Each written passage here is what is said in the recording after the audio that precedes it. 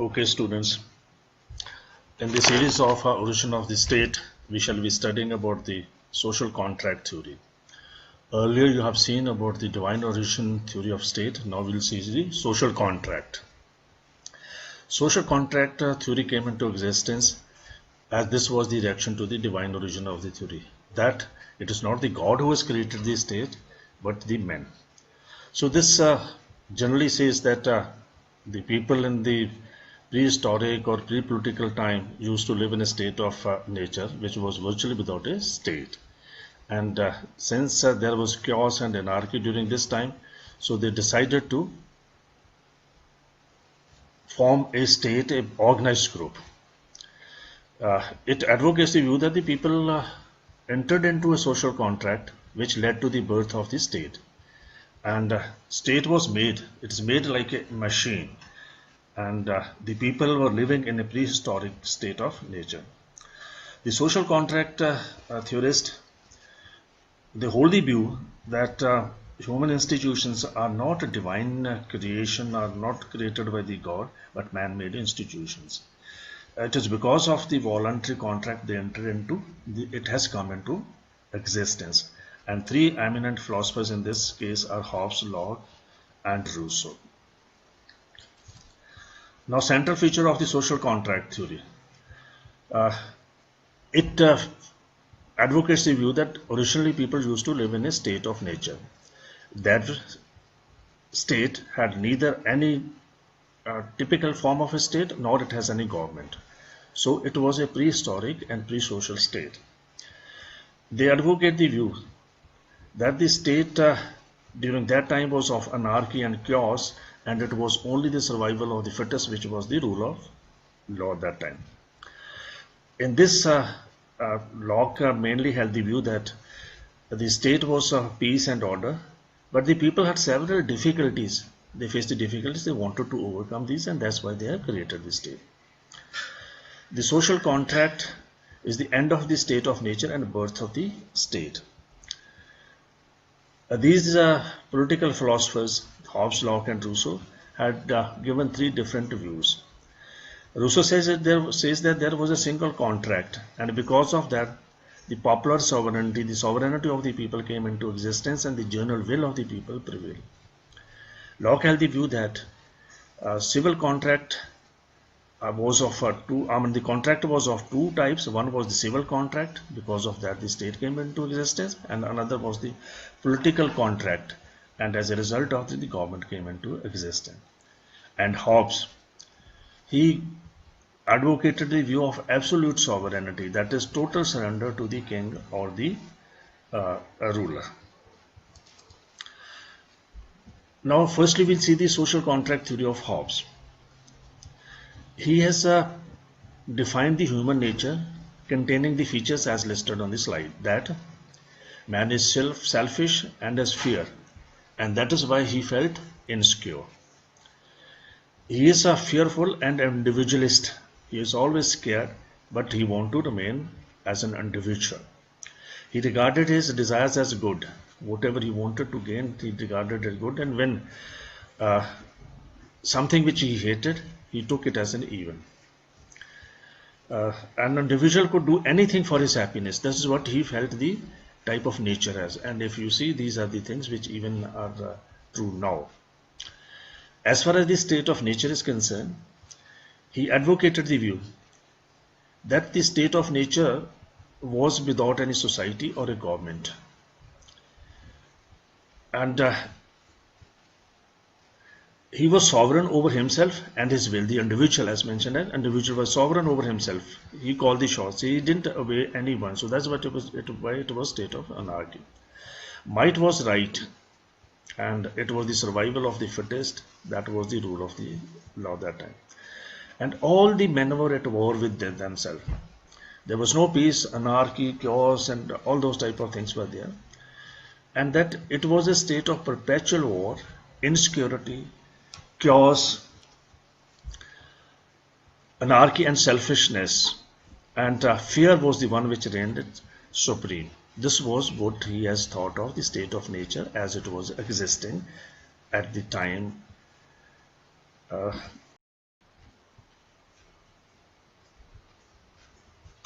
Okay, no, house beyond social contract.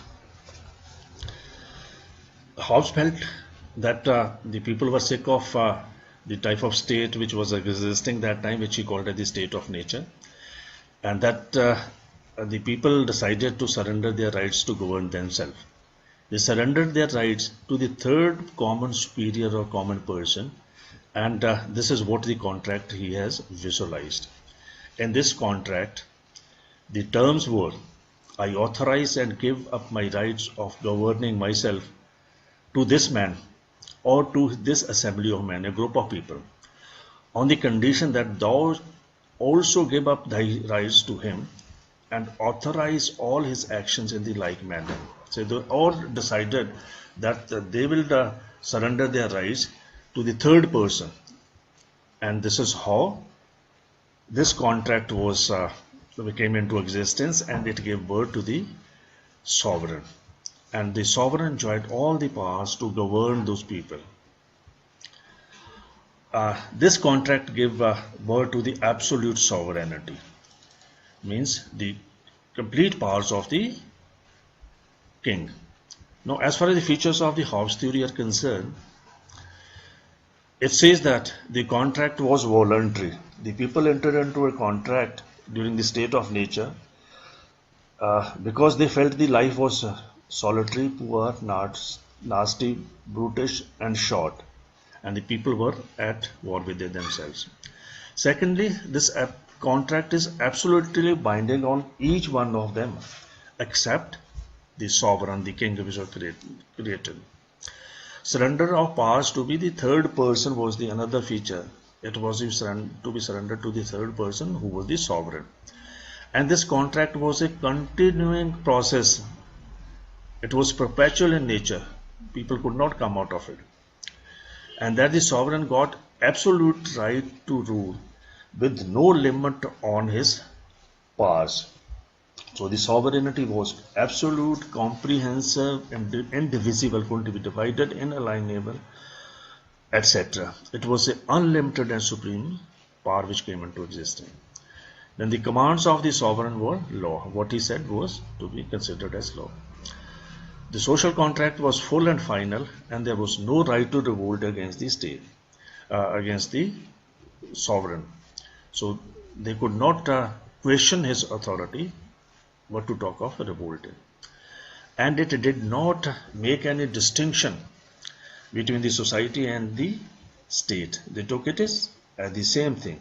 So the state of nature was both pre-political and prehistorical, and this contract gave birth to this thing. Liberty is the gift of the sovereign, that whatever liberty the people enjoyed, it was at the will of the sovereign or the ruler or the king. It was not that they could claim it. It was what he has gifted to them. It is to be taken like that. Then it is the amalgamation of the complete individualism and extreme absolutism. His contract says on the one side that the individual had the full right, they could do anything, and on the other side the king is born out of it, which means, and he has given the power which we have mentioned earlier. So it was absolute power which was enjoyed by the sovereign. Now if we see or analyze it, we find that it has got certain limitations. So when we carry out the evaluation of Hobbes' contract, we find that his conception of nature was untrue. Man cannot be like this, and it was one-sided because it had portrayed the man as fearful and selfish. His explanation of the individualism and on the other hand that they came into contract as a result of the agreement they signed between each other, this is something which is contradictory and cannot be accepted. Then the state of nature was, as he portrayed, was anarchy and chaos. And on the second hand, he says there were natural rights of making contract and the natural law of obeying. These are contradictory and cannot be accepted. It's a very doubtful that the individual will surrender their powers, and that absolute sovereignty leads to absolutism and despotism. That means it's a dangerous concept altogether. This cannot be accepted.